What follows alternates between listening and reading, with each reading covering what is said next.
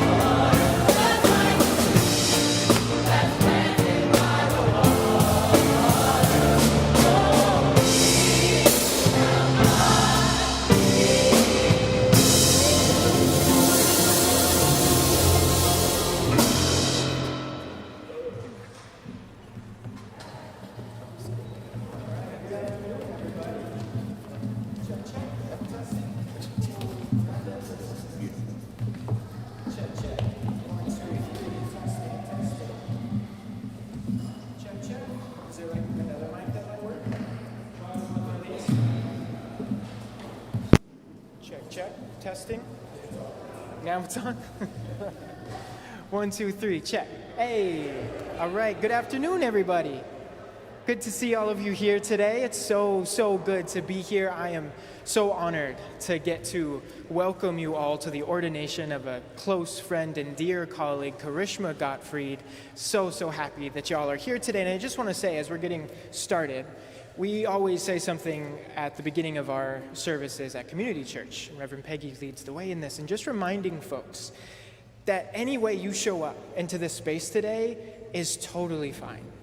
Right? There's no particular way to be in this space. Sometimes it can feel kind of like stodgy and buttoned up, and a lot of us are trying to dress nice, but you don't feel that, right? Feel relaxed, feel at home. If there are kids screaming and crying, that's totally okay. If there are adults screaming and crying, that's totally okay. However you are today, you are welcome here. So let's get started. Welcome to the weary travelers who have come by plane or train or long road trip. Welcome to the citizens of this city and the neighbors who crossed bridges and braved tunnels. Welcome to the family, the friends, the mentors, the colleagues, the congregants, and even the sworn enemies. Just kidding. Everybody loves Karishma. We've gathered from near and far for the ordination of Karishma Gottfried. We're here to bless their journey into ministry because we have seen their call ourselves. We have seen the spirit of love at work in their life. We have seen the pastoral and prophetic gifts that they have offered us so consistently and generously. We have been ministered to by them. We have been cared for, our spirits moved, our lives changed because Karishma is already living their call in such depth and power. And so today, we affirm that call in love, gratitude, and hope for the ministry of our dear comrade. And so we gather in deep appreciation for the work of many hands that have brought this moment into being, with special gratitude to our hosts here at All Souls for their warm hospitality and partnership in our common work. It's good to be together. So let's begin in sacred celebration. Let's rise in body or spirit to sing together, Wake Now My Senses, which is in your program. Let's sing.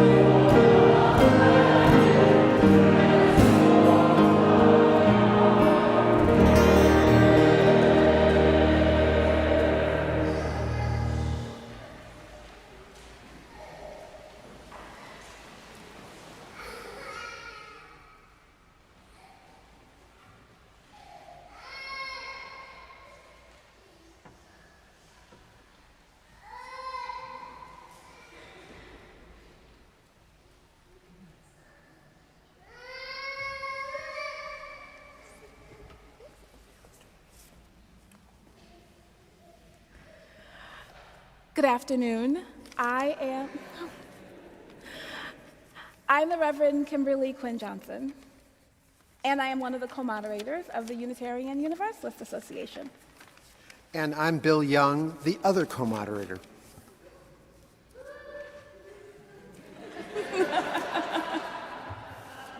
On behalf of the Unitarian Universalist Association, we bring greetings, gratitude, and deep joy. Today marks a sacred threshold, not only for Karishma, but for all of us who are called into renewed relationship through her ministry. Ordination is both recognition and release. We recognize the gifts that have already been lived, her compassion, courage, clarity of spirit, and we release into the wider covenant of our faith, trusting that her ministry will continue to unfold in ways we cannot yet fully see. Karishma, you do not begin today alone. You are held by a living tradition, by colleagues and communities, by ancestors, and those yet to come. You are held by a faith that asks not for perfection, but for presence, for a willingness to love, to listen, and to act when love calls you forward.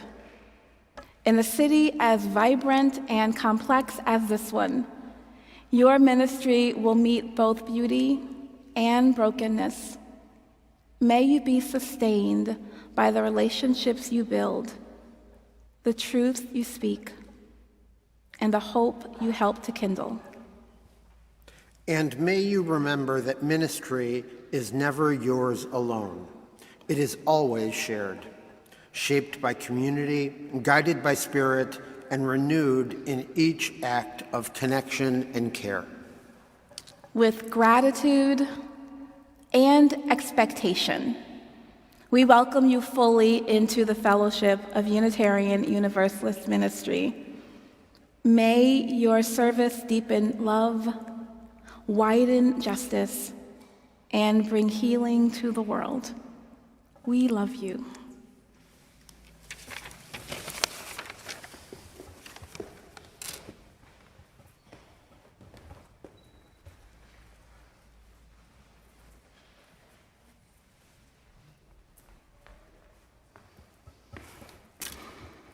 Good morning. Good afternoon. I am not Dr. Tuli Patel. I am Aisha Hauser. My pronouns are she and her. I have the honor of being on the co-lead ministry team with Reverend Dr. Michael Tino.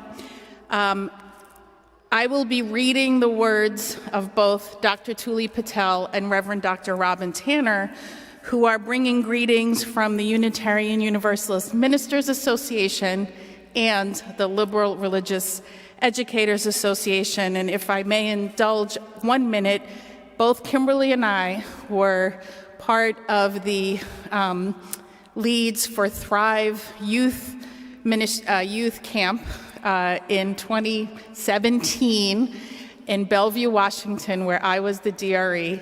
And you were with my son, who was also part of that Youth of Color retreat. And it has been a joy to know you as a youth and now as a minister.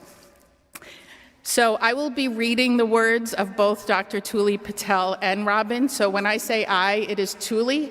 I'm just going to read them. She is stuck in traffic, so the LIRR being shut down apparently impacted New Jersey as well.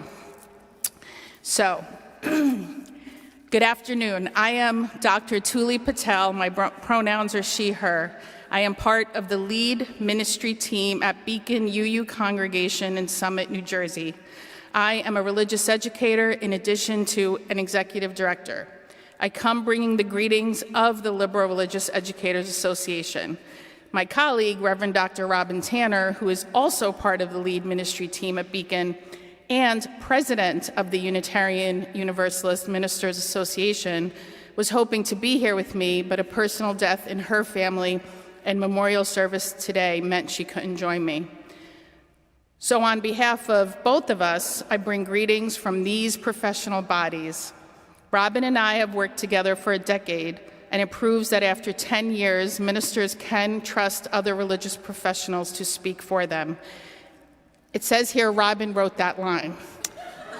I'm reading it word for word. In all seriousness, shared ministry is at the core of our ecclesiology as Unitarian Universalists.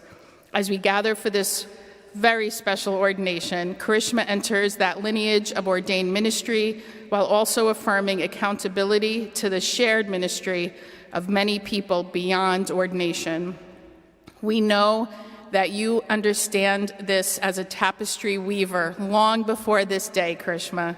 You were bringing people together in their strengths and experiences to call into being what was once impossible is now possible. So on behalf of all our colleagues, Karishma, and this liberating ministry we share, we offer joy, commitment, and gratitude on this day. Thank you for your yes to this shared ministry, and I love you. That's from me.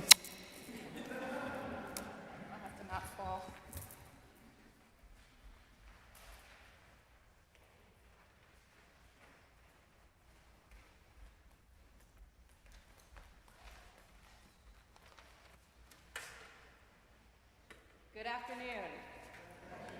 In observance of Shabbat, I will not be using amplified sound. I'm going to try my best to amplify my own sound. My name is Chelsea Garbell, and I serve as the acting director at the NYU Center for Global Spiritual Life.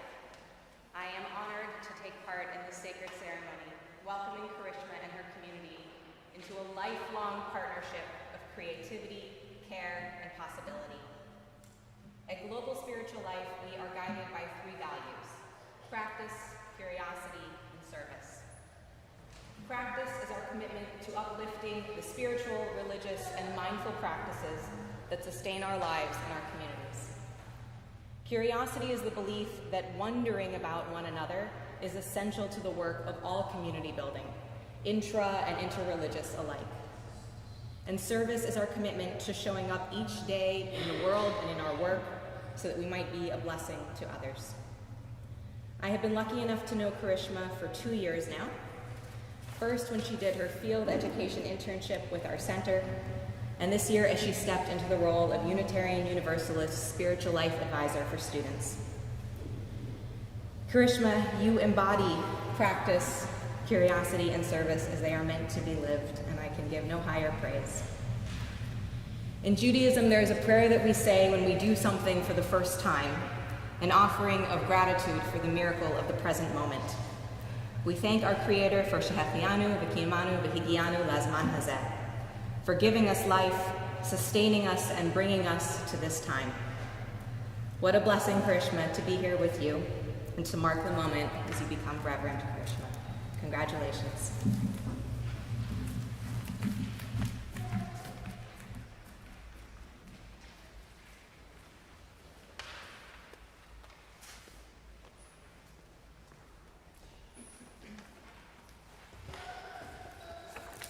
Good afternoon. Please join with me in saying our chalice lighting. And this chalice lighting is one that we said when we were little at the UU Fellowship of Corvallis, so it's very special to us. This is the church of the open mind. This is the church of the loving heart. This is the church of the helping hands, where friends come together.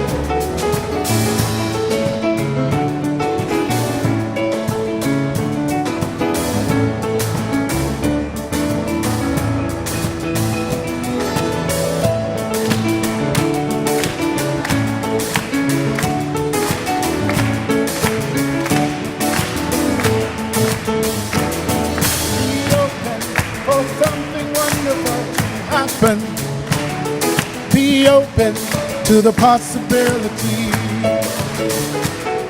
Be open for something wonderful to happen. Be open to the possibility.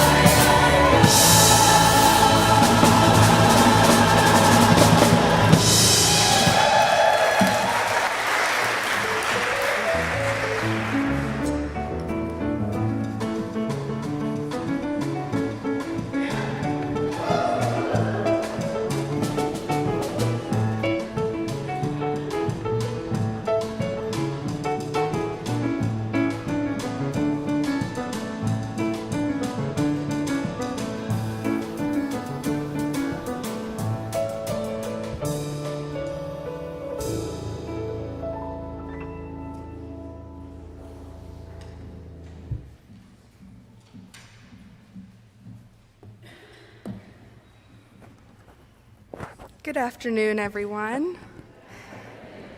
My name is Zoe Johnston. I use she, her pronouns, and I serve as the Director of Spiritual Development at the Unitarian Society of Germantown in Philadelphia. And Karishma is my dear, dear friend from high school. So our story today is about Karishma. And we tell this story to share the many ways the world has called her to ministry. And today we're going to echo that call back to her with love. But of course, I need your help telling this story, right? So when I gesture to you, I want you to say with me, "And so she was called." Before we get into the story, we have to practice. Karishma learned guitar so she could play along to hymns, and so she was called. Karishma has been serving the Community Church of New York, and so she was called. Okay, I think we have it. We're ready to begin. Karishma Neva Gottfried was born on a day none other than a Sunday. This is the day when Unitarian Universalist congregations gather to worship together, and we often end our time with the words of a benediction.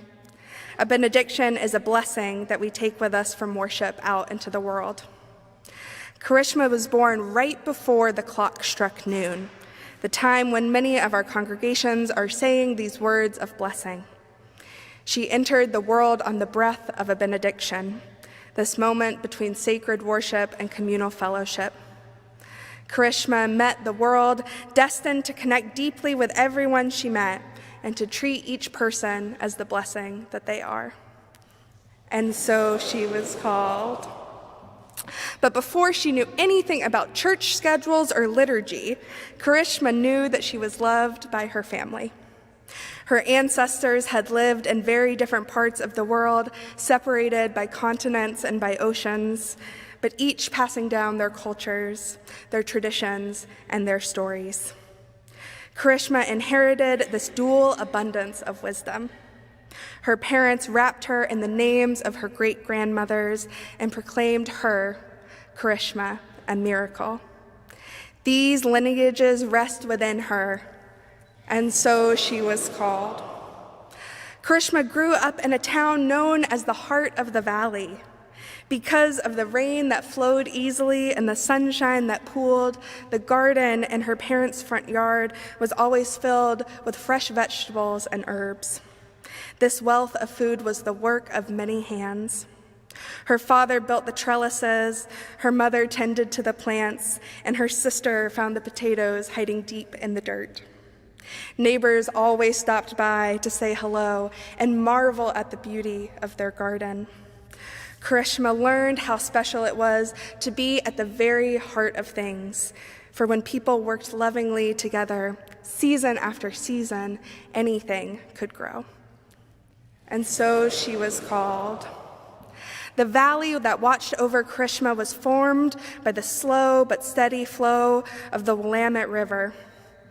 The Willamette is a tributary, which means that it adds its waters to a much larger river before finally making its way to the ocean. From the Willamette, she learned to be both flexible and persistent as she carved her own path. Like a tributary river, she knew she would eventually add all of her experiences and her skills to something much bigger than her.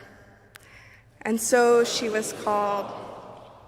Karishma was raised not only by her family and by the land at the heart of the valley, but by the Unitarian Universalist fellowship there as well.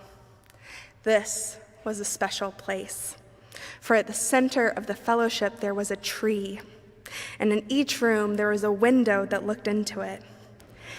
And even as the walls were built around it, this tree continued to stretch skyward because its roots were so strong and it was so loved by everyone that surrounded it. By watching this tree, Karishma knew that her community would always hold her, even as she continued to grow and to explore. And so she was called. Eventually, Karishma started venturing out from the heart of the valley. She was surprised to find another place that felt like home. This place was not a physical place, but one made by people. These were the Unitarian Universalist youth communities that gathered from the Pacific Ocean to the Rocky Mountains. They reached out to each other with promises and practices of faith that wove them closer together. As a youth, Karishma discovered what becomes possible when we exist on the horizon between being and becoming. And so she was called. As she got older, Karishma let her heart lead her. Her heart brought her to the East Coast, where she was welcomed by new lands and new bodies of water and new communities. And all of the while, her heart held those callings of ministry close. From campuses to congregations, Karishma continued to be drawn to ministry. And by listening to her heart, Karishma found herself here today, with all of us reflecting her call back to her. Today, as we ordain Karishma, we are honored to witness all of the gifts that she shares with us. We feel the spirit of the youth and the tree with the roots at the center of the fellowship and the long, long lines of her family. We hear the river and we see the sun shining in the valley and we smell the tomatoes in the garden. And we remember that all of those years ago, Karishma arrived here on a benediction. Your ministry has been a blessing to all of us and will continue to be a blessing to our faith. So in the spirit of a benediction, a little bit earlier in the service, I'd like us to join in an embodied prayer that Karishma and all of us can take out into the world. I'm going to ask that you mimic my movements as we do this, and we'll go through it twice. May we be wrapped in the love and wisdom of our ancestors. May we lead from our hearts, the place where all things grow. May we move like the river, knowing that we are part of something greater. May we be rooted in our values and send our branches of curiosity up high. May we reach out to each other, promising and practicing, and may we meet each person as the blessing that they are. We'll do it one more time so that you can feel it and take it with you. May we be wrapped in the love and the wisdom of our ancestors. May we lead from our heart, the place where all things grow. May we move like the river, knowing that we are part of something greater. May we be rooted in our values and send our branches of curiosity out high.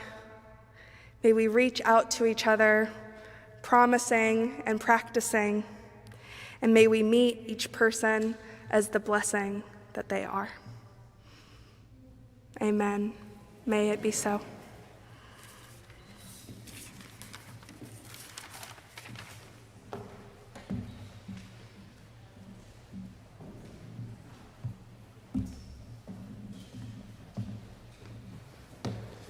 Good afternoon. I am Brother Zachary. Thank you. I'm the chaplain for pastoral care here at the community church. And while the choir is getting set up, I need your help. This is going to be interactive as well. You all need to have a bulletin in your hand and turn to the last page. You'll see a QR code right there.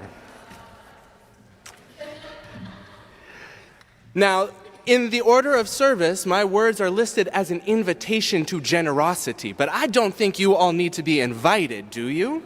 This is a time of generosity. Now, our offering today will be split evenly between the Living Tradition Fund and Diverse and Revolutionary Unitarian Universalist Multicultural Ministries, or DRUM. Now, you can learn more about both of these organizations online. However, what I will tell you is that they're examples of mutual aid. And if there was anything we need more than mutual aid in our time of uncertainty, I don't know what it is. So take a moment. Consider what would represent generosity for you in this moment, and I encourage you to give just a little bit more than that today. Let our offering today be both sign and symbol of both our gratitude and our hope for the ministry of Karishma Gottfried. And now our choir.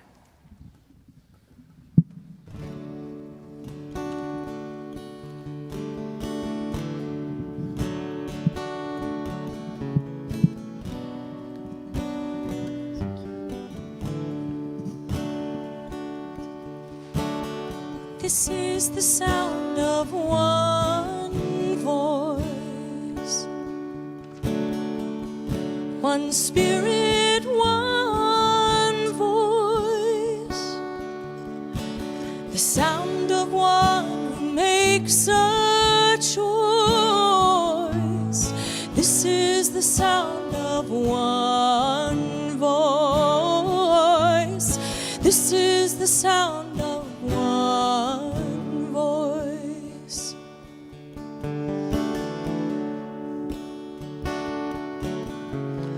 This is the sound of voices too. The sound of me singing with you, helping each other to make it through. too. This is the sound of voices too. This is the sound of voices too.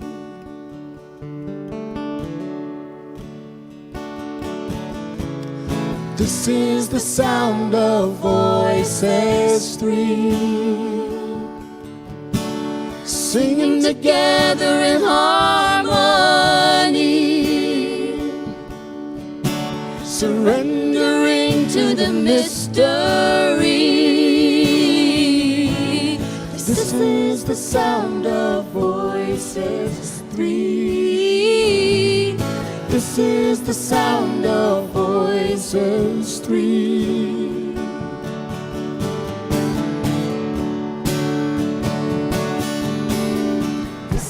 Sound of all of us, singing with love and the will to trust. Leave the rest behind and return to dust. This is the sound of all of us. This is the sound of all of us.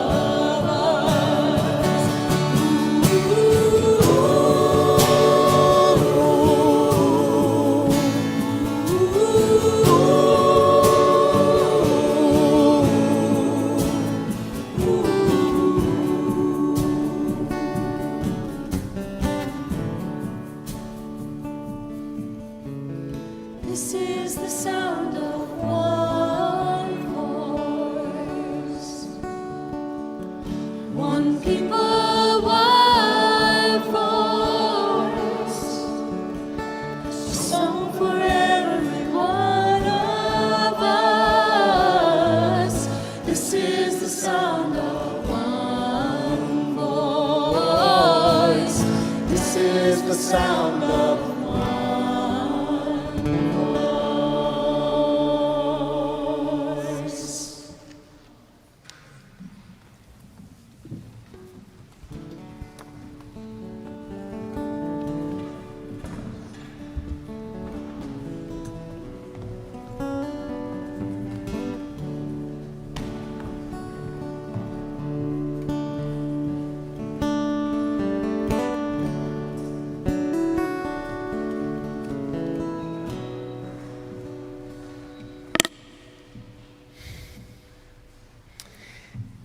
There's a place between two stands of trees where the grass grows uphill and the old revolutionary road breaks off into shadows near a meeting house abandoned by the persecuted who disappeared into those shadows. I've walked there picking mushrooms at the edge of dread, but don't be fooled. This isn't a Russian poem. This is not somewhere else, but here. Our country moving closer to its own truth and dread, its own ways of making people disappear. I won't tell you where the place is, the dark mesh of the woods, meeting the unmarked strip of light, ghost-ridden crossroads, leaf mold paradise. I know already who wants to buy it, sell it, make it disappear. And I won't tell you where it is, so why do I tell you anything? Because you still listen. Because in times like these, to have you listen at all, it's necessary to talk about trees.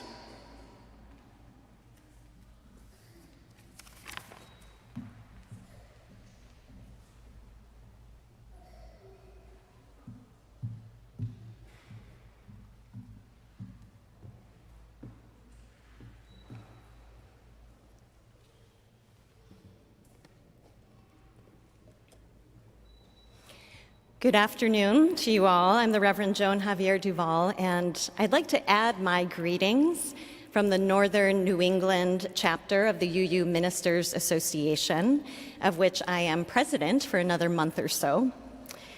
It's a pleasure and an honor to be with you, Karishma, and with everyone here this afternoon.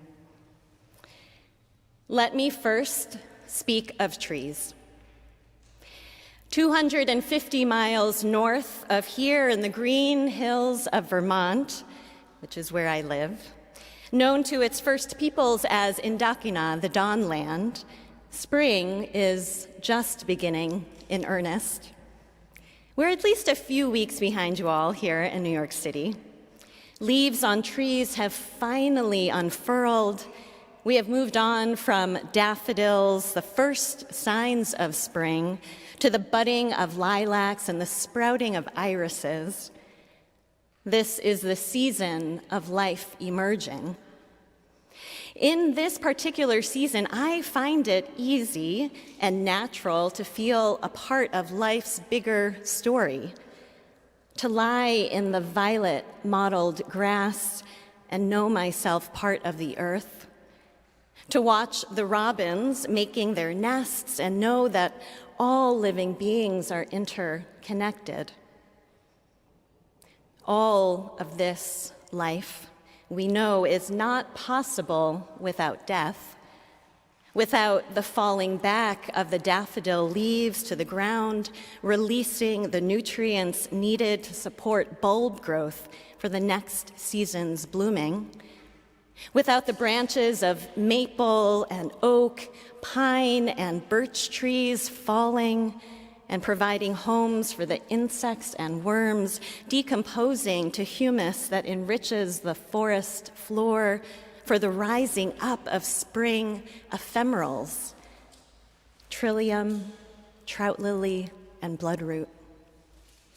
In the natural world, death begets life. It is a cycle we rely on, one we know to be true even when death is difficult to accept. Mortality gives life meaning and purpose.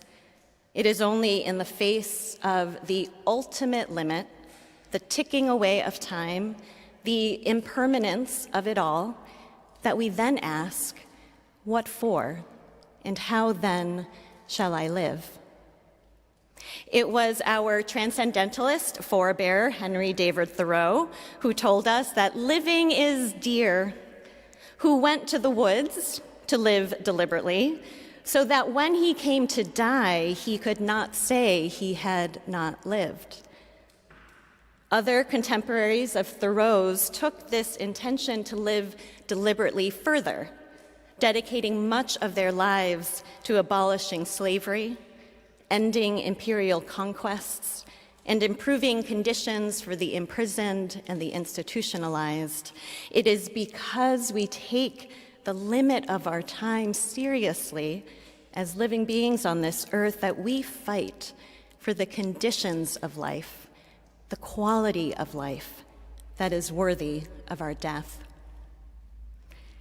This quest to live deliberately, even in the face of death, runs throughout the novel Afterlife by Vermont-based author Julia Alvarez.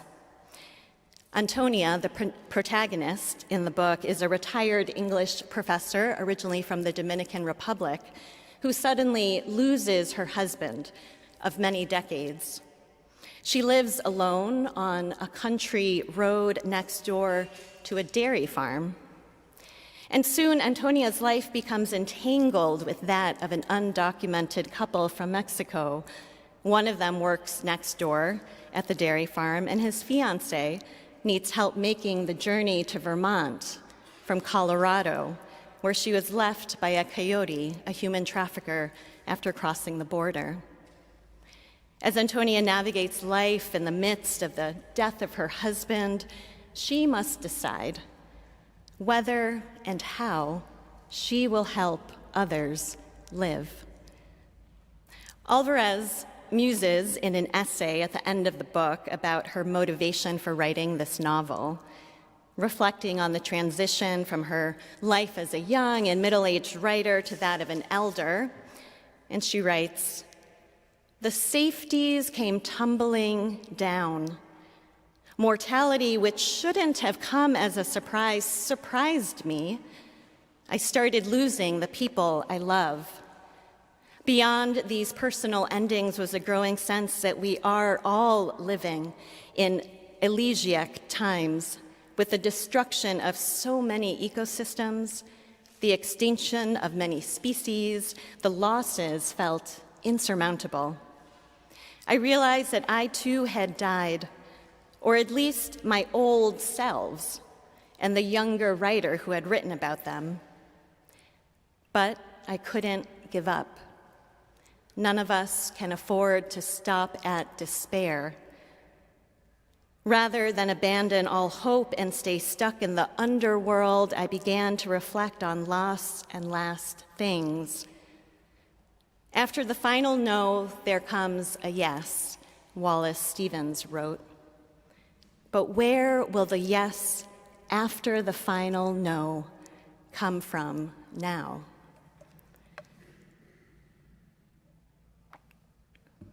There is the no that comes with natural and inevitable losses. The people we love, former parts of ourselves dying and becoming someone new, the body's natural aging.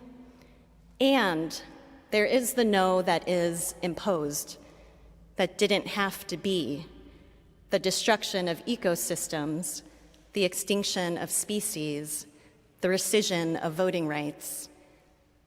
And here is where a distinction between the beauty of a good and natural death and the brutality of imposed death must be made. Accepting the finitude of our lives on earth is not the same as accepting death-dealing systems that steal the lives of Black and brown people, of immigrants, of trans people, disabled or neurodivergent people, or the lives of our more than human kin who are also losing their homes and habitats to destruction. Movements that seek to hoard resources, to abuse power, to eradicate difference, and to use violence to control have a perverse relationship to both life and death. In 2003, Achille Mbembe, an African philosopher, coined the term necropolitics. Necropolitics is based on the belief that to be sovereign is to exert one's control over mortality and to define life as a deployment and manifestation of power. This kind of sovereignty creates what he calls death worlds. That is, new and unique forms of social existence in which vast populations are subjected to living conditions that confer upon them the status of the living dead. The death worlds of the 21st century are found in Guantanamo, at Seacock, in Dilley, Texas, and Delaney Hall in Newark. And those who have declared themselves sovereign are hell-bent on creating more death worlds in Chester, New York, in Landing, New Jersey, in Hamburg, Pennsylvania. Many in power in our country are committed to a culture of violence and murder that steals lives. Their death cult is also determined to eliminate safeguards for environmental protection, clean air, clean water, protected lands. The disregard for life is immense. Unitarian Universalism in this movement must provide a sharp contrast to this perversion of life and death. Where will the yes after the final no come from now? The needs of ministry are great, and like many of you, I try to show up where I can, when I can. I recently said yes to showing up on May Day in solidarity with dairy farm workers where I live. Nestled in Vermont's Green Mountains, there are over 400 dairy farms. Over 1,000 migrant workers from Mexico and Central America have come to work on those farms. It is difficult labor, waking up well before dawn, pumping life-sustaining milk made for calves to provide nourishment for human life. After the violent death of a migrant worker in 2009 in a piece of farming equipment, an organization was formed to bring migrant workers together to fight for their basic human and workers' rights. Because in Vermont, as it is in Mexico, Indonesia, the Democratic Republic of Congo, and so many places across the globe, death is the price paid for the riches extracted from the earth and from human labor by a merciless and indifferent system. But we know it doesn't have to be this way. On May Day, hundreds of people gathered in solidarity with migrant workers to demand milk with dignity. If you haven't heard of the campaign, I encourage you to look it up. To demand milk with dignity, housing free of mold and pests, wages sufficient to pay for more than just bread on the table, but real nutrition, a workplace where people don't have to fear losing an arm or a leg. We were calling for an end to the invisibility of these death worlds and for the chance to live. I joined the picket with members of my congregation, and we did so rooted in a Unitarian Universalist religious tradition that says yes to life. Yes to life's beginning and life's ending. Yes to the fullness of life that emerges when we are willing to live life on its own terms, to partner with life's cycles of creation and destruction, to stay radically present to both life and death. Unitarian Universalists oppose destructive political, social, and economic forces rooted in the acceptance of human life's finitude and the affirmation of life's preciousness. We can understand ourselves to be but one part of life's unfolding and know that whatever power we have to create and destroy matters only if we are contributing to the thriving of all life. And we can trace the tributaries and streams that feed into the great roaring river that is Unitarian Universalism today, finding a theology rich with life-affirming beliefs and practices, a theology that we must continue to evolve and live today. Preaching at the 25th anniversary of his ministry to Community Church in 1932, John Haynes Holmes bemoaned the disasters of the quarter century that had just passed and the, quote, complete collapse of the civilization of our age, end quote, that he foresaw in the years to come. And yet he also affirmed the goodness of humanity, drawing on the belief in the fundamental benevolence of human life that our Unitarian ancestors passed down to us. Universalists proclaimed that our lives on earth were suffused with God's goodness and love, and so would it be in the afterlife. They asserted that God's expansive love compels us to treat life with dignity and respect. The Universalist minister Clarence Russell Skinner took this further, saying, "Life is one. It cannot be successfully compartmentalized. The good, the true, and the beautiful are inseparably connected." The truth of this interconnection, he said, is of the earthly. It resides in relationships and in concrete realities. And indeed, our Unitarian Universalist affirmation of life is also literally grounded in the earth. Drawing upon earth-based traditions and knowledge gained through science, we know that the earth is continually teaching us how to stay radically present to both life and death, and how to create conditions conducive to life, just as life itself does. We see this in our forests and our oceans, forest canopies that shield the understory from intense sunlight and harsh winds, allowing more fragile trees and shrubs and plants to thrive. Phytoplankton on the ocean's surface absorb carbon dioxide and also provide energy to almost all other creatures within the ocean's food web. And yes, human activity can hinder the processes that give rise to life. We witness these devastating activities every day, but human choices and actions can also support life. I was blown away to learn about a project one of my church members is involved in Madagascar. Working in partnership with local communities, marine biologists and engineers have designed a way to encourage biodiverse coral reef growth, restoring ecosystems and the fisheries that local people depend upon for their sustenance and livelihoods. The process includes building simple structures, placing them on healthy reefs, which then attract a diversity of organisms that make the structures their homes. And once there's enough marine life present, this small tower, now teeming with life, is moved on to a human-made reef to seed the growth of a new coral reef. Where there has been death and destruction, we can partner in life's return.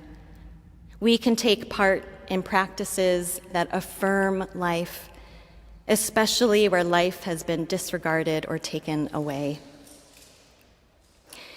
20 years ago, the Reverend Dr. Rebecca Parker delivered a sermon to the Pacific Central District meeting of the UUA, in which she named the defining focus of our Unitarian Universalist theological boundaries, and she named that as this: a devotion to the flourishing of life. 2 decades later, with all that has transpired for the billions of humans and other beings on this planet, what does it mean for Unitarian Universalists to be devoted to life? I believe it means sharing the gift of our ministry, our radical presence to life and death, where we touch the holy and envision new possibilities. To be devoted to life in a time of collapse means compassionately, skillfully, and paradoxically insisting that all living beings have the chance to flourish, while also mourning the reality that not all of us will make it through the devastation and intentional destruction. To be devoted to life, we must be able to tend to loss. We must be able to tend to joy. We must be able to imagine. We must be able to create. And in all of this, we turn to one another, knowing that we are all a part of the sacred flow of life, the body of God that is every living cell and atom. We survive together, and we will continue to survive together, loving and living the life each of us has been given, joining the chorus of life that is fleeting, that is precious, that is ours when we say yes. So may it be.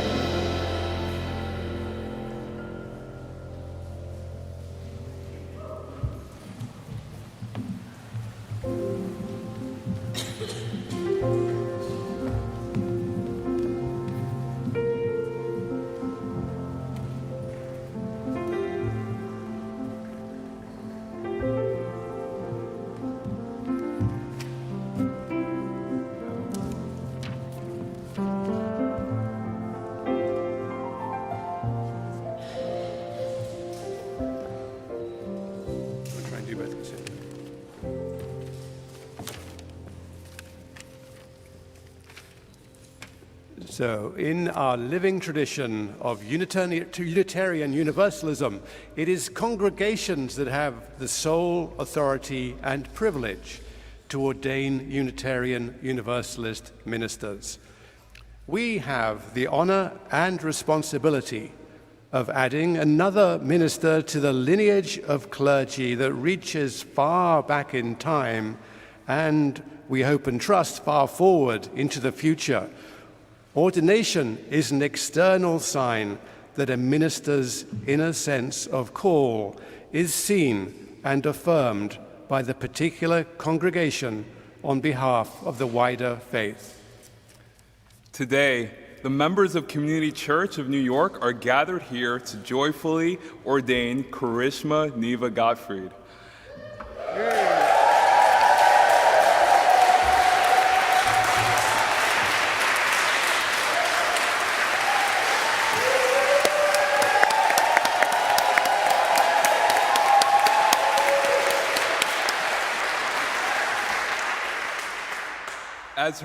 As her internship congregation, we have had the opportunity to see Karishma learn and grow over the past 2 years, embodying her ministry through pastoral presence, deep attention to liturgy, commitment to religious education, and passion for building a more just and caring world.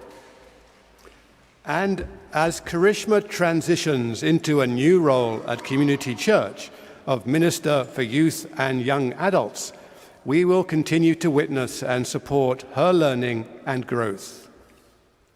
Acknowledging the affirmation of your ministry from the Ministerial Fellowship Committee and by the authority of the unanimous vote of the members of this congregation, it is our privilege to affirm your choice to accept the call into ordained ministry.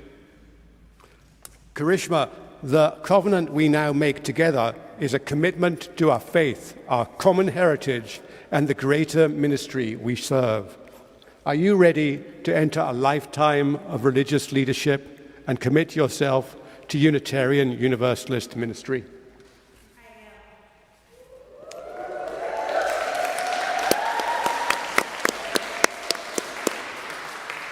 Will the members of the Community Church of New York please rise in body and in spirit and join me in the words of ordination printed in your order of service. We, the members of the Community Church of New York, ordain you, Karishma Gottfried, to the Unitarian Universalist ministry. We charge you to serve with intention, lead with curiosity, and to keep love at the center of all that you do. With this act of ordination, we rededicate ourselves to the work of our shared ministry, to build beloved community and continue to grow as a caring, justice-making, anti-racist, diverse spiritual community. And will all who are gathered please join me in affirming this ordination, the words printed in your order of service. Karishma, with joy and pride, we affirm your ordination today and offer our blessings upon your ministry. It is with humility, joy, and profound gratitude that I accept the responsibility of ministry to which you ordain me. I will strive to serve with intention, lead with curiosity, and to keep love at the center of all that I do. I commit to the work of building beloved community within this congregation, within Unitarian Universalism, and in the world at large. With a deep sense of responsibility, I take up the ministry to which you ordain me. May our work together in our faith transform our communities, ourselves, and our world. I now invite forward congregants Faye Bennett Lord and Jody Light for the exchanging of gifts.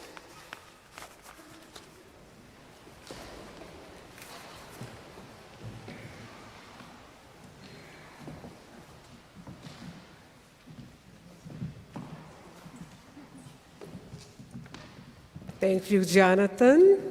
The Honorable Jonathan Birchall, our board chair, and the Honorable Christian Herrera, our council chair and chairperson of Charisma's internship committee. Ordination is recognized by the wearing of a stole, a mark that this person has set their life in service to love.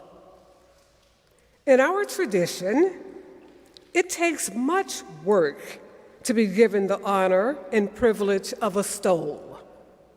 A stole is a public sign that this person has been chosen by a community to be their hands, their voice, and a witness in public spaces.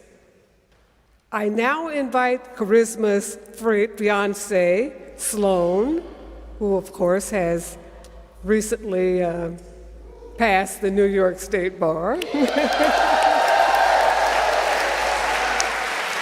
to come forward to place this stole on Charisma's shoulders in recognition that the work of ministry is not done in isolation.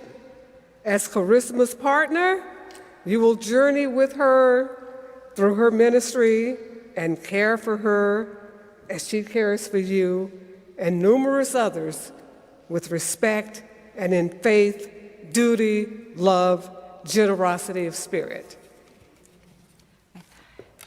It has become the custom here at Community for the first stole presented to the newly ordained minister to be made by the hands of a member, which is usually me.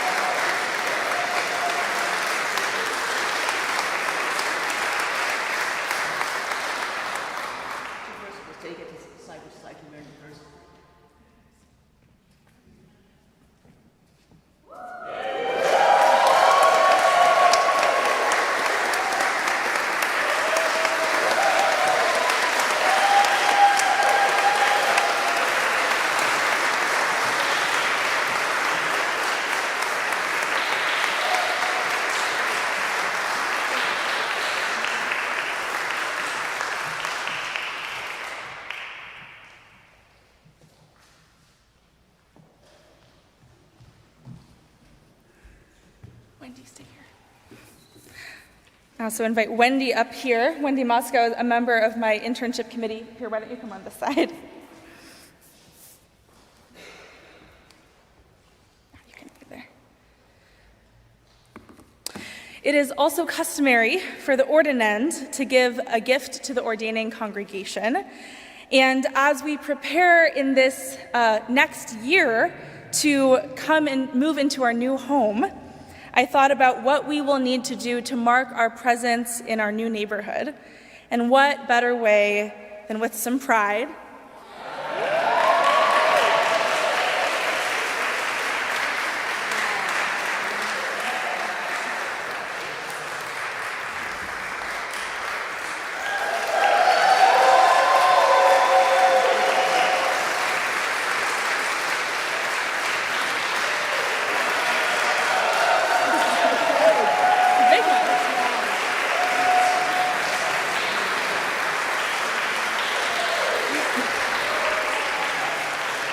Community Church, please hang this with pride so that all who pass by know who we are.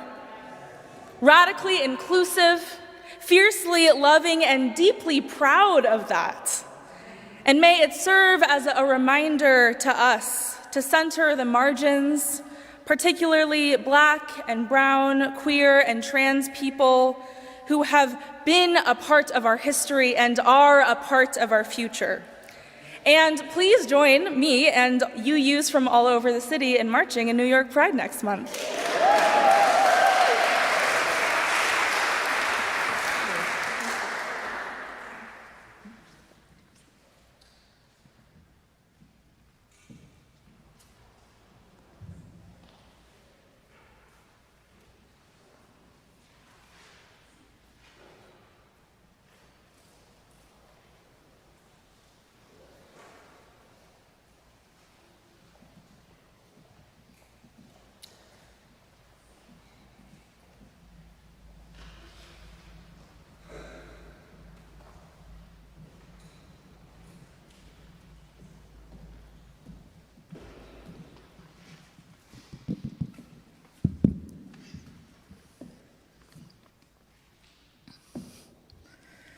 The laying on of hands is an ancient ceremony.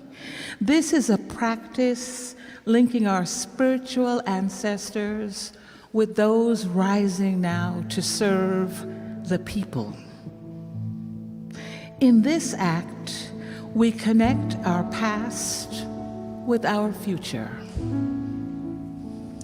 The laying on of hands is an ancient ceremony. The laying on of hands is a form of healing, the gifting of strength from one to another, to share the energy of one person or from a community to someone in need, or to sustain someone who is undertaking a great task and a new vocation. And Karishma is on such a path, so we will offer her our strength and our blessing so she can move into her ministry fortified. First, I invite Reverend Karishma's family to come forward and place a hand upon her. Her fiancé Sloan, her parents Shika and Herky, her sister Malika, Malika's partner Lucia, her mother and father-in-law, Cheryl and Kenneth, and her grandparents, Ed and Leanne. Next, I invite the members and friends of Community Church to come forward and place your hands on Reverend Karishma or on someone who is touching her. As the ordaining congregation, the internship congregation, and the congregation that will partner in her first professional ministry, this act of ordination is by your sole authority and the result of your recognition, your trust, and your generosity that Karishma is being ordained today. We'll be inviting religious professionals last, but if you are a friend or family or other type of colleague, please come forward to complete our circle of blessing. And if you are online, please put your hands forward to offer your intention, a love that transcends distance. I now invite all the religious professionals in the room to encircle the gathered congregation, to lay your hands upon us and to hold us in this sacred space. By and through the Community Church of New York, surrounded by the love of friends, family, and colleagues, we bless you, Karishma, in a moment most sacred. This is the energy of those ordained by this church before you. This is the energy, and some of these are the hands that have ordained Gordon Bailey, Carrie McAvoy, Greg Jones, Megan Henry, and Tracy Sproul's. This is the energy, and some of these are the hands that have ordained Maurice Dawkins, Rosemary Bray McNatt, Hope Johnson, and Cheryl M. Walker. And this is the energy you will bring with you wherever healing and hope are needed. May you be strengthened by our prayer, lifted by our words. Go forth from this moment hereafter as a minister of the people. And may the people say together, Amen. Amen. Amen.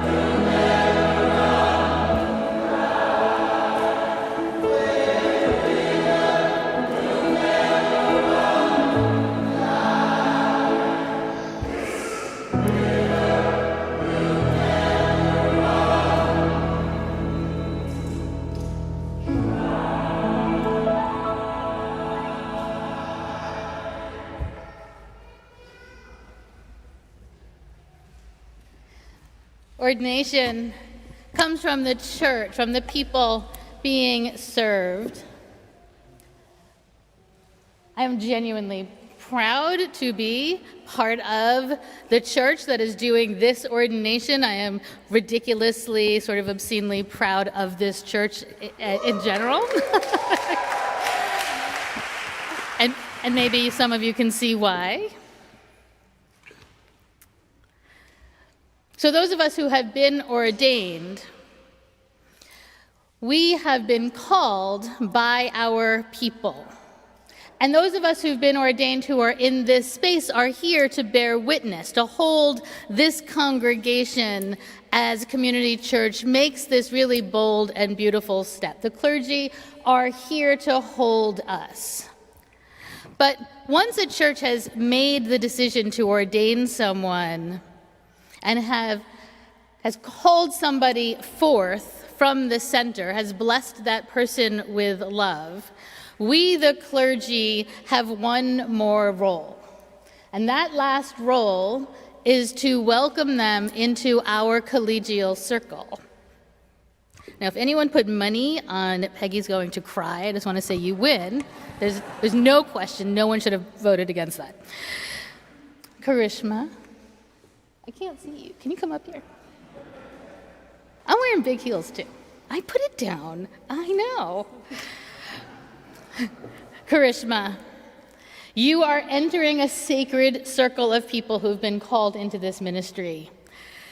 Today, as a recognition and celebration of that call, we are inviting you, welcoming you, acknowledging you inside of our collegial, covenanted community.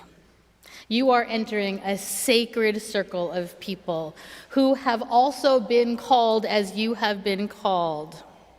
2,000 years ago, Paul and his colleague Barnabas were recognized by the people he called the pillars. Paul said, "They perceived the grace that was given to me, and they gave the right hand of fellowship." From there, they sent him on his way to spread the good news, having entered a covenant with them. For thousands of years, clergy have continued this tradition of offering the hand of fellowship, entering a covenant with new ministers as our circle gets wider and wider. So I'm not going to pretend that these colleagues who welcome you are perfect. We are, look at them. We are deliciously human. Both saints and sinners, all of us. We are awkward and incompetent, but we've also been given the insight and the time it takes to discern truth. Sometimes we're long-winded and absent-minded, but we are also heart-centered and genuinely concerned about easing the suffering of the world. We have the capacity to be arrogant or lazy or to get too caught up in our own busyness, but we also have the capacity for a love so strong it has the power to liberate. We are healers, not because we are special, but because we have been loved into that role, because we have been called, because we are not alone, and you are not alone. On behalf of this circle of imperfect colleagues, I welcome you. I know you will make us better for having joined us, and I hope we will do the same for you. So in the spirit of all who have gone before us and in anticipation of all who will come after us, I am offering you not the right hand of fellowship at all. I'm offering you a giant hug. Welcome to our collegial circle.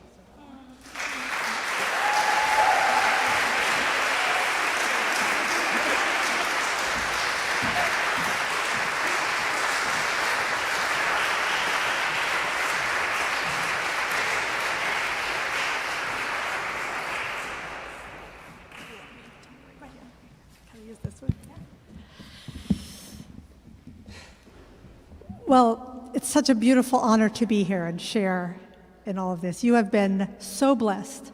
You have been mightily charged. And so, because I've known you for a long time, I want to pass on some of what I have been charged with. I want to remind you that I met you first when you and Malika and Herky and Shika lit the chalice at my installation at the UU Fellowship of Corvallis. And it was within a year or so after that that you decided you wanted to become a UU minister. So that's about, 13, 14 years ago. And the fact that you just kept going, such an incredibly beautiful thing for all of us. You have stayed true to your aims. You've been doing so much amazing work, and today you begin in a new way. So here are of just a few things that come with my experience and from remembering being charged myself. First, I charge you to learn to always check your assumptions about who you are and who you are not, about what you know and what you do not know.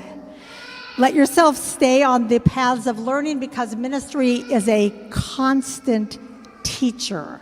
It is full of challenges.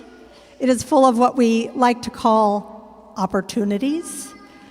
It has its share of trouble and grief. And sometimes, often enough, it has its share of joy. Other people, including colleagues, will assume they know what it is, how it should be for you, how you should do your ministry. But ministry is unique to each person. As Peggy said, your colleagues will tell you what they think you should be doing. But as my mentor, Art Wilmot, told me, even though many other people will be happy to tell you what they think you should do, how you should do ministry, you have to maintain that center from your own sources that allows you to do the ministry that only you can do, and to discover what that is. Ministry is an act and a practice. It is an art. It's the art of being with in ways that are real and honest and helpful. Being with yourself in ways that are real and honest and helpful. Obviously, being with others in ways that are real and honest and helpful. And staying with that which sustains you, your sources, to allow you to be real and honest and helpful. And so now, as you get ready to go from this back out into the world which you have served and will continue to serve, remember to keep alert to the way things truly are within you and around you. Be firm in your faith, which means what you trust. Know what you trust and why, and trust it. Be courageous. Be strong as often as you can. And start again today and every day to try to let all that you do be done in love. May it be so.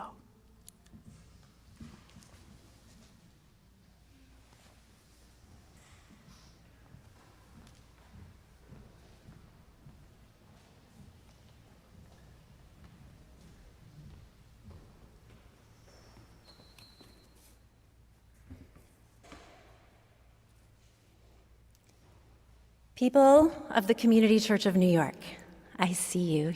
Let me see you. Yes. Hey, hi. I come to you as one of your former intern ministers, and I am here to present you with your charge as you welcome Reverend Karishma Gottfried.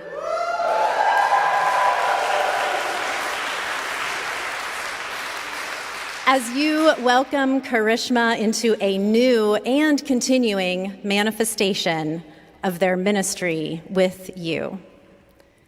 You are a teaching congregation planted in the heart of Manhattan, long shaped by a commitment to social justice, called to form ministers for the wider Unitarian Universalist movement and the wider world. Today, you fulfill that calling again.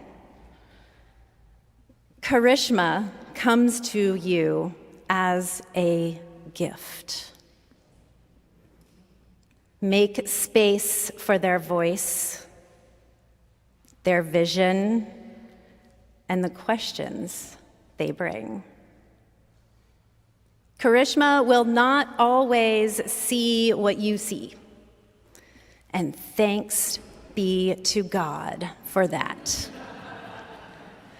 Community Church, you have wisdom to offer. You have institutional memory and hard-won experience, deep roots in this tradition. Offer all of it freely.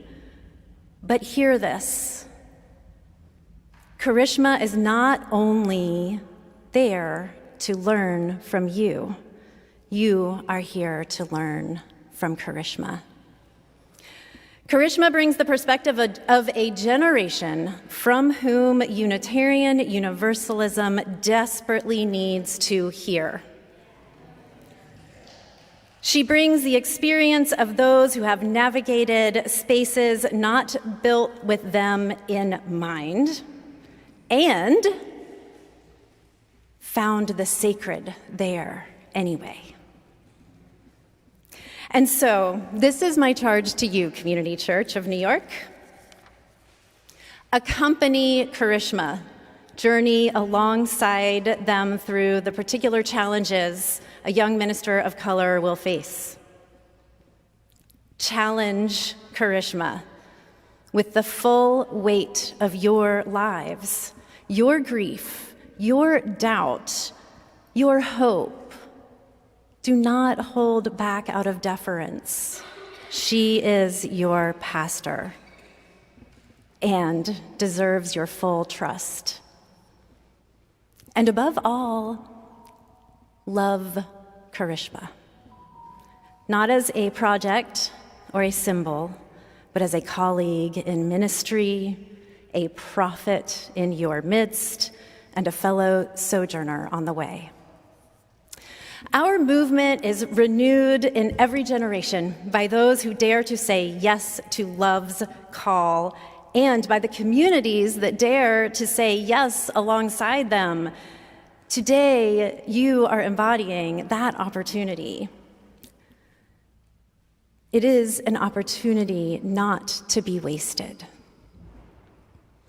So, in the spirit of faithful community grounded in love, may you nurture what has been entrusted to you this day, learning, growing, and daring to become what the world needs.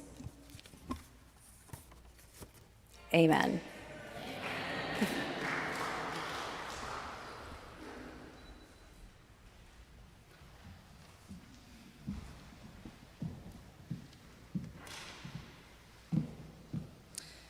Beloveds, as we go forth from this space, we have created together a space made sacred by our presence. May we hold in our hearts the blessings of today. These people, this place, our time together. Go in love, go in peace, and may you be blessed as you are a blessing to others. Amen.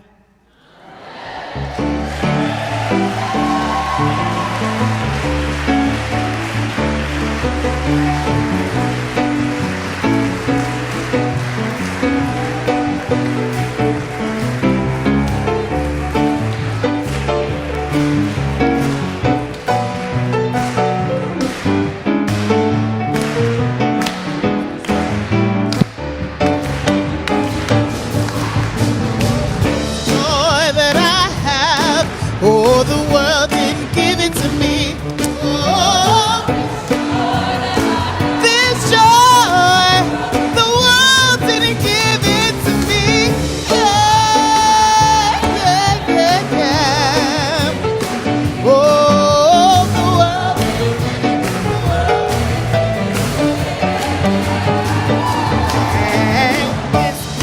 that I have, oh, the world didn't give it to me.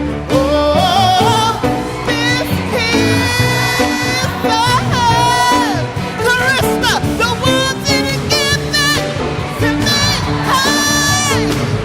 Hey, yeah. Oh, the world didn't give it, the world can't take it away. And this peace that I have, oh, the world didn't give it to me. This peace that I have, the world didn't give it to me. Yeah, yeah, yeah. And the world didn't give it, the world can't take it away. And this love that I have, oh, the world didn't give it to me. This love I have, the world didn't give it to me. This love, I love you, I love you, I love you, I love you. If I just didn't give it, can't take it away. And this joy that I have, oh, the world